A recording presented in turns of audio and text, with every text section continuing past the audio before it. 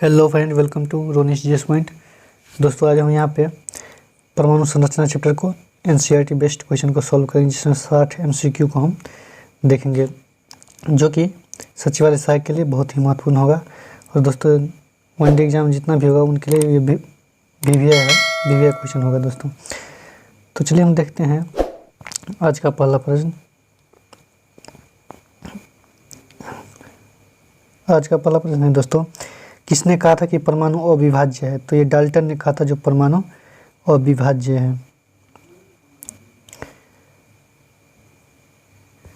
परमाणु विभाज्य है और यह डैश और परमाणु कणों से मिलकर बना है। तो दोस्तों, ये 3 परमाणु और परमाणु कणों से मिलकर बना है। इलेक्ट्रॉन, प्रोटॉन और न्यूट्रॉन, ये तीनों से मिलकर जो है ये बना है अपरमाणिक परमाणु जो है। इलेक्ट्रॉन की खोज किसने की थी? तो इलेक्ट्रॉन की खोज जो है ये जे थॉमसन ने की थी दोस्तों। और इलेक्ट्रॉन पे जो चार्ज होता है दोस्तों, याद रखिएगा 1.6 गुना 1.6 गुना 10⁻90 कूलम होता है ये इलेक्ट्रॉन का चार्ज। और प्रोटॉन का चार्ज दोस्तों ये माइनस में होता है दोस्तों, माइनस में इसका चार्ज होगा। और प्रोटॉन का भी चार्ज इतना ही होगा, वो प्लस में होगा, 1.6 गुना 10⁻19 कूलम होगा। अगला प्रश्न देखते हैं। कैनाल रे जो कि एक धनावेशित विकिरण है को पता किसने लगाया? तो इसका पता गोल्डस्टीन ने लगाया था। कैनाल रे एक धनावेशित विकिरण है जिसका पता गोल्डस्टीन ने लगाया था। और यही जो है प्रोटॉन का पता चला था। और यहीं से जो है प्रोटॉन का पता चला था। कैनाल रे के द्वारा जो है प्रोटॉन का पता चला था। अगला प्रश्न 5 नंबर क्वेश्चन देखेंगे दोस्तों। प्रोटॉन की खोज किसने किया था? तो प्रोटॉन की खोज जो है गोल्डस्टीन ने किया था। और प्रोटॉन का जो चार्ज होता है 1.6 गुना 10⁻⁻19 कूलम होता है दोस्तों। इसका जो मास होता है, प्रोटॉन का मास जो होता है वो 1.672 गुना 10⁻⁻27 kg होगा इसका मास जो होगा दोस्तों। और न्यूट्रॉन का जो मास याद रखिएगा, इसका जो मास होता है 1.675 गुना 10⁻⁻27 kg जो है इसका मास होता है। और रिलेटिव चार्ज जो है प्लस में होगा इसका। अगला प्रश्न, एक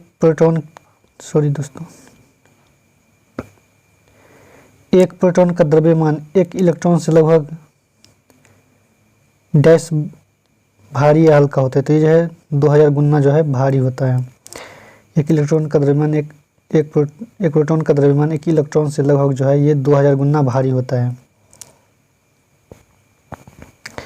प्रोटॉन का द्रव्यमान डैश और इकाई आवेश के लिए कितना होता है? तो प्रोटॉन का जो द्रव्यमान होता है वो 1 और +1 होता है। प्रोटॉन का द्रव्यमान 1 और उसका जो आवेश होता है वो +1 होता है।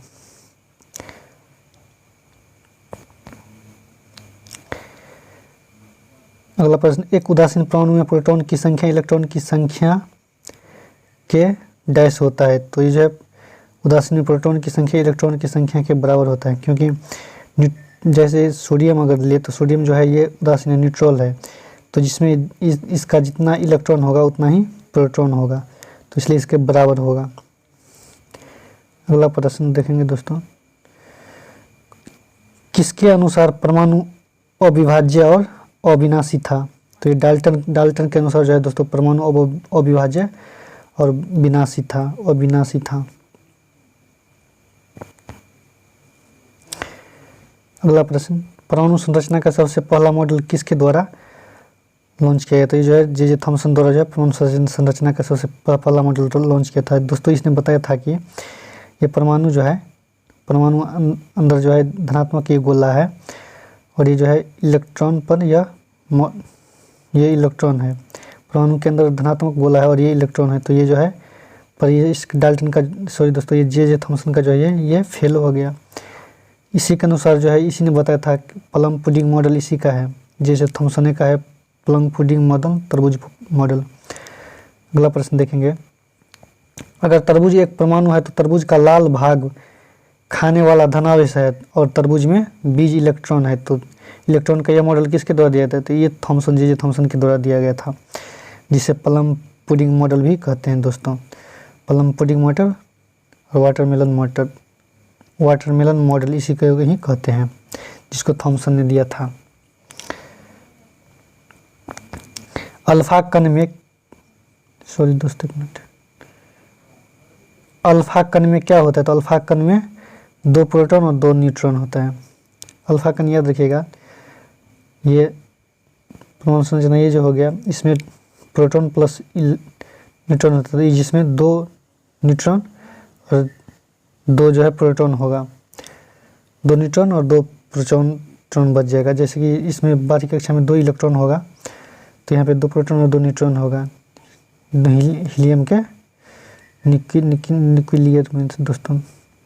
सॉरी दोस्तों, अगला प्रश्न 13 नंबर क्वेश्चन।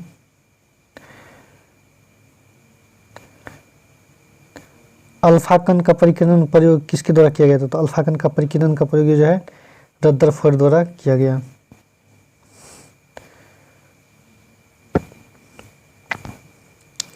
रदरफोर्ड अल्फा कण के परिकीर्णन के अनुसार सही है।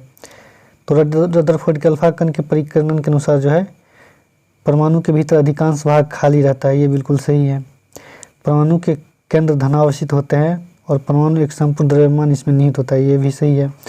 इलेक्ट्रॉन परमाणु के चारों ओर चक्कर लगाता है, ये भी सही। इनमें जो है सभी सही है। ये रदरफोर्ड के अल्फा कण जो है रदरफोर्ड का अल्फा कण परिकीर्णन के अनुसार ये सारे पॉइंट सही हैं। पहला पॉइंट है परमाणु के नाभिक की खोज किसने किया था? तो परमाणु के नाभिक का खोज जो है ये रदरफोर्ड ने किया था। परमाणु के नाभिक का खोज रदरफोर्ड ने किया था। अगला नील्स बोर के अनुसार कौन सा सही नहीं है? तो नील्स बोर के अनुसार एक भी सही नहीं है, इनमें से कोई नहीं होगा। इलेक्ट्रॉन केवल कुछ निश्चित कक्षाओं में चक्कर लगाते हैं, ये बिल्कुल गलत है। जब इलेक्ट्रॉन एक विभक्त कक्षा में घूमता है तो उसके ऊर्जा विकिरण नहीं होता, ये भी गलत है। विभक्त कक्षा में ऊर्जा स्तर भी उस स्तर भी कहते हैं, विभक्त कक्षा को ऊर्जा स्तर भी कहते हैं, ये भी गलत है। अगला प्रश्न जेम्स चैडविक ने किसकी खोज की थी? तो जेम्स चैडविक ने न्यूट्रॉन की खोज की थी। न्यूट्रॉन की खोज की थी जेम्स चैडविक ने। न्यूट्रॉन पर कुल आवेश कितना होता है? तो न्यूट्रॉन पर जो है कुल आवेश 0 होता है। न्यूट्रॉन पर चार्ज जो है 0 होता है, 0 होता है। डैश को छोड़कर सभी परमाणु के नाभिक में न्यूट्रॉन होते हैं। तो हाइड्रोजन को छोड़कर सभी परमाणु के नाभिक में न्यूट्रॉन होते हैं। सिर्फ हाइड्रोजन को छोड़कर जितना भी तत्व है सबके सभी के नाभिक में न्यूट्रॉन होते हैं।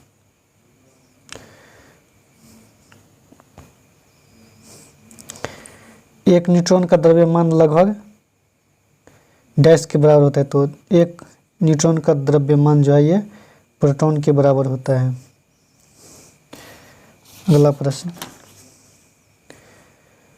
परमाणु के नाभिक में उपस्थित होता है। तो परमाणु के नाभिक में न्यूट्रॉन और प्रोटॉन उपस्थित होता है। परमाणु के नाभिक में जो है प्रोटॉन और प्लस न्यूट्रॉन जो है उपस्थित होता है। नाभिक में उपस्थित प्रोटॉन और न्यूट्रॉन के द्रव्यमान के योग को क्या कहते हैं? तो ये परमाणु द्रव्यमान कहते हैं। नाभिक में उपस्थित प्रोटॉन और न्यूट्रॉन के द्रव्यमान के योग को परमाणु द्रव्यमान कहते हैं। Total neutron plus total proton जो है, प्रोटॉन का मास जो है ये एटॉमिक मास के बराबर होता है। नाभिक में उपस्थित प्रोटॉन और न्यूट्रॉन के संख्या के योग को क्या कहते हैं? ये द्रव्यमान संख्या कहते हैं। नाभिक में उपस्थित प्रोटॉन और न्यूट्रॉन की संख्या के योग को जो है द्रव्यमान संख्या कहते हैं। परमाणु के किसी कक्षा में उपस्थित अधिकतम इलेक्ट्रॉन की संख्या किस सूत्र पर निर्भर करता है? जहाँ n ऊर्जा या कक्षा की संख्या होती है। तो देखिएगा के कक्षा में जो है n न्यूट्रॉन की संख्या 1 और l कक्षा में जो है n बराबर 2 होता है और m कक्षा में जो है n बराबर 3 होता है और n कक्षा में जो है n बराबर 4 होता है। ये याद रखिएगा। जिसमें जो है n ऊर्जा स्तर या कक्षा की को क्या कहते हैं, तो ये इसमें जो है इसका सूत्र जो होता है 2n² होता है, 2n² होता है अधिकतम। अगला प्रश्न, परमाणु के विभिन्न कक्षाओं में इलेक्ट्रॉन के वितरण के लिए डैश से कुछ नियम प्रस्तुत किया। तो ये बोर और बड़ी ने जो परमाणु के विभिन्न कक्षाओं में इलेक्ट्रॉन के वितरण के लिए जो है नियम प्रस्तुत किए थे बोरबोरी ने। अगला प्रश्न है, n कोष में अधिकतम इलेक्ट्रॉन की संख्या हो सकती है। तो n कोष में अधिकतम इलेक्ट्रॉन की संख्या जो है 4 हो सकता है दोस्तों, 4। तो इस 4 हो सकता है, तो इसका सूत्र होगा 2n²। n कक्षा में जो है 4 होता है तो 2n², तो ये 4 का स्क्वायर होगा तो 16, 2 गुनी 16, तो यहाँ पे 32 इसका आंसर हो जाएगा। सबसे बाहरी कोष में इलेक्ट्रॉन की अधिकतम संख्या कितनी होती है। तो सबसे बाहरी कोष में जो है इलेक्ट्रॉन का अधिकतम संख्या जो है 8 होगा। सबसे बाहरी कक्षा में इलेक्ट्रॉन की संख्या अधिकतम 8 होता है दोस्तों।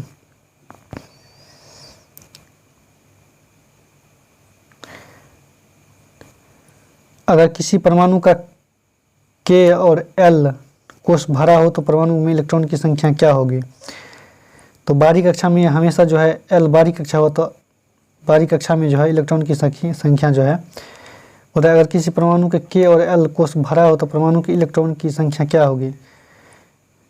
तो हमेशा याद रखिएगा, फर्स्ट कक्षा में 2 होता है और बाहरी कक्षा में 8 होता है, तो ये दोनों जो है 10 हो जाएगा। पहली कक्षा में जो 2 इलेक्ट्रॉन की संख्या था, बाहरी में 8 होता है। किसी परमाणु के बाह्यतम कक्षा में उपस्थित इलेक्ट्रॉन को क्या कहते हैं। तो उसे हम संयोजकता इलेक्ट्रॉन कहते हैं, जिसे संयोजी इलेक्ट्रॉन भी कहते हैं। जैसे क्लोरीन का दोस्तों 17 हो गया, क्लोरीन का 17 है, तो ये 2 8 7 इसका जो है बनेगा। तो इसलिए जो है KLM, तो ये M जो है बाहरी कक्षा में है, तो बाहरी कक्षा इसी को जो है संयोजकता कहते हैं, संयोजी इलेक्ट्रॉन कहते हैं। जिन परमाणु के बाह्यतम कक्षा में पूर्ण होते हैं उसे संयोजकता कितनी होती है। तो बाहरी कक्षा जब पूर्ण होते हैं तो उनकी संयोजकता 0 होती है। जैसे यहाँ पे दोस्तों अगर आर्गन ले लें, आर्गन, तो आर्गन का 18 होता है, तो इसका 2 8 8, तो जो है 10 18, 2 8 8। इसके बाहरी कक्षा में जो है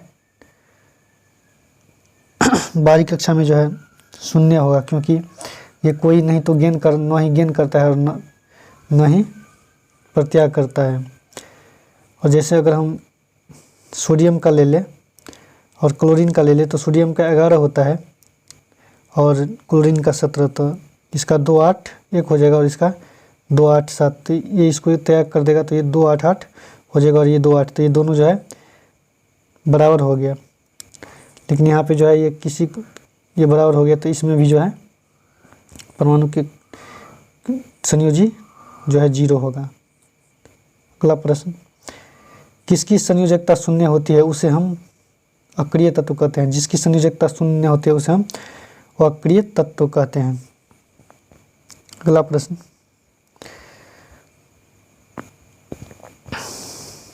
हीलियम एक अक्रिय तत्व है, लेकिन इसके बाह्यतम कक्षा में इलेक्ट्रॉन की संख्या, हीलियम है दोस्तों एक अक्रिय तत्व है, लेकिन इसके बाह्यतम कक्षा में जो है परमाणु संख्या, इलेक्ट्रॉन की संख्या दोस्तों, इलेक्ट्रॉन की संख्या 2 होता है। बाहरी कक्षा में इलेक्ट्रॉन की संख्या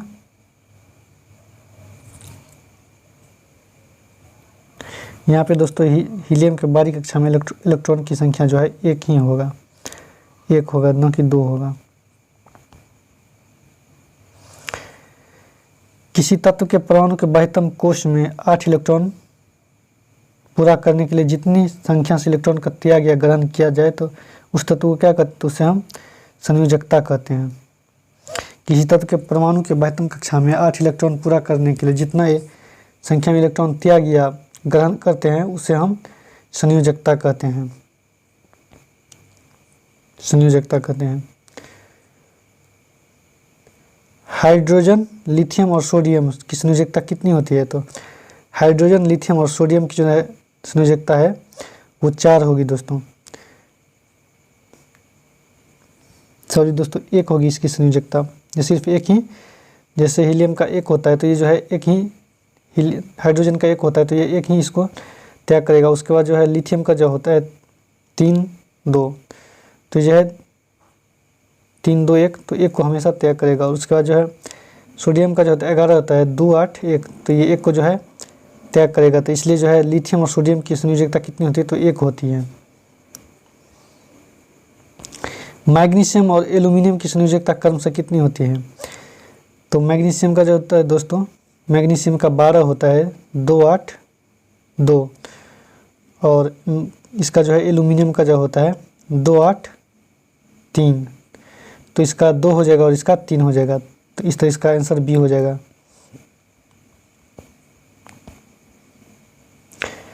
ऑक्सीजन और फ्लोरीन की संयोजकता कितनी होती है, तो ऑक्सीजन और फ्लोरीन की संयोजकता जो है, ऑक्सीजन का 8 होता है, 2 6, और उसका जो फ्लोरीन का जो होता है, फ्लोरीन और क्लोरीन एक ही समूह के वर्ग के दोस्तों, इसका 9 होगा तो इसका 2 हो जाएगा और इसका 7। तो ये जो है 7 तो त्याग नहीं कर सकता है लेकिन एक ग्रहण कर सकता है, तो इसका जो है 1 होगा और इसका जो है 2 होगा। तो 2 और 1, इस तरह इसका आंसर, ये भी इसका ज़्यादा है, जो कम मिनिमम रहता है ना वो त्याग करता है और जो ज़्यादा रहता है वो ग्रहण करता है। तो इस तरह इसका आंसर जो है ए हो जाएगा। नाइट्रोजन की संयोजकता कितनी होती है, हो सकती है, तो नाइट्रोजन की संयोजकता जो है 1 हो सकती है। नाइट्रोजन की संयोजकता हमेशा 1 होगा, क्योंकि नाइट्रोजन का जो है 2 और 5 हो। नाइट्रोजन की संयोजकता कितनी हो सकती है, तो सॉरी दोस्तों, नाइट्रोजन की संयोजकता है यहाँ पे 3 होगा। नाइट्रोजन की जो संयोजकता है वो 3 होगा, क्योंकि नाइट्रोजन का जो होता है 7 होता है, तो ये 2 5 होगा। तो इसी स्थिति में ये अपनी कक्षा में 8 को इसको पुराना होगा, तो इसके लिए ये 3 जो है ग्रहण करेगा। इस तरह से आंसर डी हो जाएगा। किसी तत्व के परमाणु संख्या वही होता है जितनी उसकी तत्व के परमाणु संख्या के नाभिक के प्रोटॉन की संख्या होते हैं। नाभिक के प्रोटॉन की संख्या होती है, जितना होगा उतना ही इसका इलेक्ट्रॉन की संख्या भी होगा।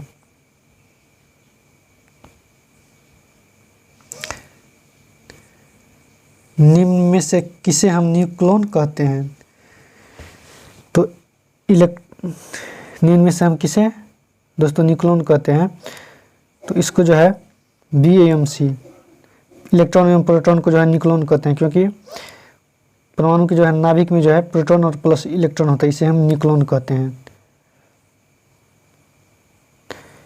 अगला प्रश्न, द्रव्यमान संख्या। द्रव्यमान संख्या वाला होता है प्रोटॉन की संख्या प्लस न्यूट्रॉन की संख्या। द्रव्यमान संख्या और प्रोटॉन की संख्या प्लस न्यूट्रॉन की संख्या। एल्यूमिनियम का द्रव्यमान 27 है, तो इसमें उपस्थित इलेक्ट्रॉन की संख्या कितनी होगी, तो एल्यूमिनियम का द्रव्यमान 27 है, तो एल्यूमिनियम जो है ये न्यूट्रल है दोस्तों, उदासीन है, तो इसमें जो है न्यूट्रॉन प्लस प्रोटॉन बराबर यहाँ पे 27 दिया हुआ है। तो एल्यूमिनियम के न्यूट्रॉन और प्रोटॉन, जितना न्यूट्रॉन होगा उतना ही प्रोटॉन होगा। तो न्यूट्रॉन जो है एल्यूमिनियम का जो है 13 है, तो इसका प्रोटॉन भी जो है सॉरी दोस्तों इलेक्ट्रॉन भी जो है 13 ही होगा। अगला प्रश्न, यदि किसी परमाणु में इलेक्ट्रॉन की संख्या प्रोटॉन की संख्या से कम है तब परमाणु होगा, तब इसी स्थिति में जो है दोस्तों परमाणु उदासीन हो जाएगा। यदि किसी परमाणु की इलेक्ट्रॉन की संख्या प्रोटॉन की संख्या से कम है तब परमाणु संख्या जो है ये धनावेशित हो जाएगा। क्योंकि अगर सोडियम, अगर देख लीजिए, अगर सोडियम 11 है, ये न्यूट्रल है, तो यहाँ पे इलेक्ट्रॉन जो है ये प्रोटॉन से कम है, तो ये कम है, तो और ये प्रोटॉन जो है प्लस पर है, प्लस चार्ज में है, तो ये ज़्यादा है, तो इसी के कारण जो है ये धनावेशित हो जाएगा। एक ही तत्व के परमाणु जिनकी परमाणु संख्या समान लेकिन द्रव्यमान संख्या अलग अलग होती है उसे क्या कहते हैं, तो उसे हम समस्थानिक कहते हैं। द्रव्यमान संख्या को दोस्तों हम ए से डिनोट करते हैं, तो यहाँ पे जो है ए बराबर जो होता है न्यूट्रॉन प्लस, सॉरी दोस्तों ए बराबर जो होगा एक मिनट दोस्तों, ए बराबर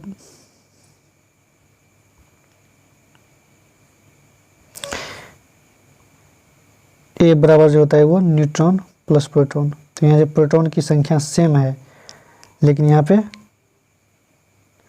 द्रव्यमान संख्या जो है भिन्न भिन्न है, डिफरेंट है, तो इसी स्थिति में न्यूट्रॉन भी भिन्न होगा। तो इस तरह इसको हम समस्थानिक कहते हैं। एक ही तत्व के परमाणु संख्या जिनके परमाणु एक ही तत्व के परमाणु जिनकी परमाणु संख्या और समान लेकिन द्रव्यमान संख्या अलग होती है तो उसे हम समस्थानिक कहते हैं। निम्न में से कौन सा हाइड्रोजन का समस्थानिक है? तो प्रोटियम, ड्यूटेरियम और ट्रिटियम, ये तीनों जो है ये हाइड्रोजन का समस्थानिक है। हाइड्रोजन का जो है प्रोटियम में जो है इस तरह प्रोटियम, ड्यूटेरियम और ट्रिटियम होता है, तीन होता है दोस्तों हाइड्रोजन का समस्थानिक। हाइड्रोजन के किस समस्थानिक के पास कोई न्यूट्रॉन नहीं होता? तो ये प्रोटियम के पास सिर्फ कोई न्यूट्रॉन नहीं होता, लेकिन ये ड्यूटेरियम और ट्रिटियम के पास जो है न्यूट्रॉन होता है। जिसके पास दो न्यूट्रॉन होता है उसके पास 3 न्यूट्रॉन होता है। निम्नलिखित में से कौन सा एक हाइड्रोजन का अस्थायी समस्थानिक है? तो ट्रिटियम जो है ये हाइड्रोजन का जो है अस्थायी समस्थानिक है। ट्रिटियम हाइड्रोजन का अस्थायी समस्थानिक है। प्रकृति में सबसे ज़्यादा मिलता है, तो ये प्रोटियम जो है प्रकृति में सबसे ज़्यादा मिलता है। 99% जो है ये प्रोटियम सबसे ज़्यादा प्रकृति में मिलता है। भारी जल का आणविक द्रव्यमान क्या होता है? तो भारी जल का याद रखिएगा H2O का जो होता है आणविक द्रव्यमान वो 18 U होता है, लेकिन ये D2O का जो है यहाँ पे D2O का वो 20 U होता है। और D2O का जो प्रयोग भारी जल का प्रयोग जो है दोस्तों ये न्यूक्लियर रिएक्टर में प्रयोग किया जाता है। भारी जल का प्रयोग जो है न्यूक्लियर रिएक्टर में किया जाता है। समस्थानिक के रसायन के गुण डैश और भौतिक गुण होते हैं। तो समस्थानिक रसायन के जो है गुण समान और भौतिक गुण जो है अलग होता है। गुण समान और भौतिक गुण जो है अलग होते हैं। परमाणु संख्या सेम और द्रव्यमान संख्या अलग अलग होते हैं।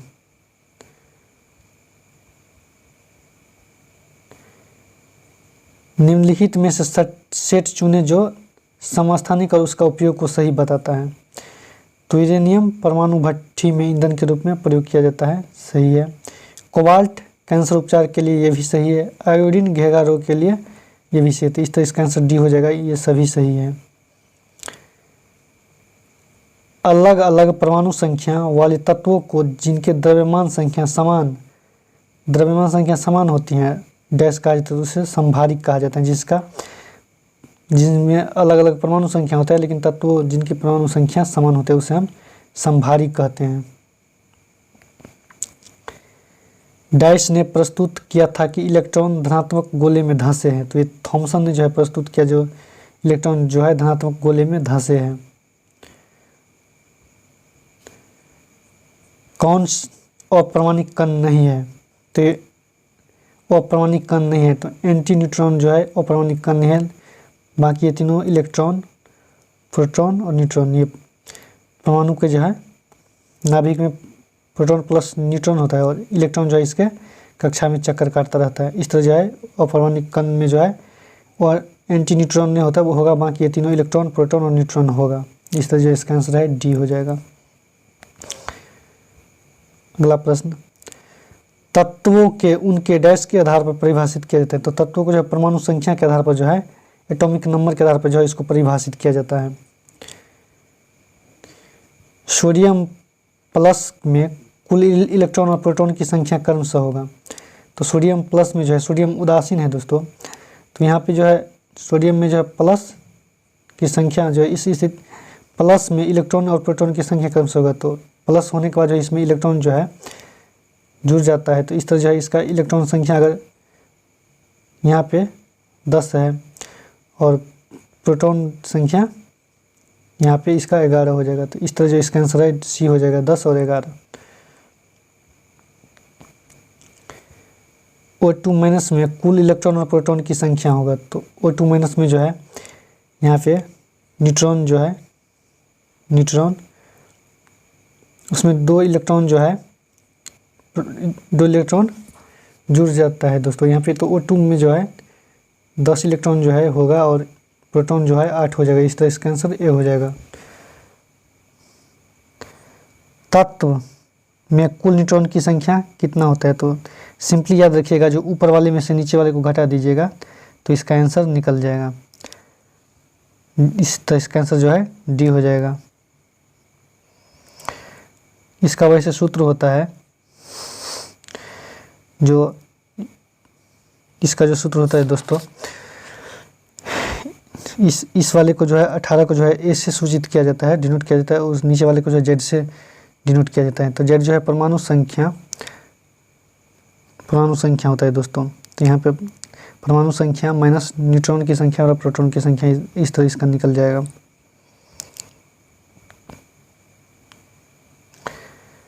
रदरफोर्ड का अल्फा कण परिकिरण किसकी द्वारा खोज की गई। तो ये परमाणु केंद्रक रदरफोर्ड का अल्फा कण परिकिरण की खोज के लिए ये जो है परमाणु केंद्र के लिए जो है उत्तरदायी है। एक तत्व के समस्थानिक में होते हैं तो न्यूट्रॉन की अलग अलग संख्या, एक तत्व के समस्थानिक में जो है इलेक्ट्रॉन की अलग अलग संख्या होती है।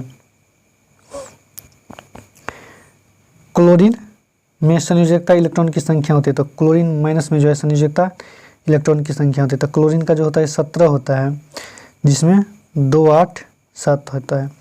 तो क्लोरीन जो है एक जो है लेगा, यहाँ पे एक जो है गेन करेगा तो इसमें माइनस चार्ज हो जाएगा। तो इस तरह जो है इसका 2 8 8 हो जाएगा। इस तरह जो है लास्ट संयोजकता इलेक्ट्रॉन की संख्या जो है यहाँ पे 8 हो जाएगा। तो आज का सेशन समाप्त हुआ दोस्तों। अगर वीडियो अच्छा लगे तो लाइक शेयर सब्सक्राइब कर दीजिएगा। अगर चैनल पे नए हैं तो चैनल को सब्सक्राइब कर लीजिएगा और बेल आइकन को दबा दीजिएगा। थैंक यू दोस्तों।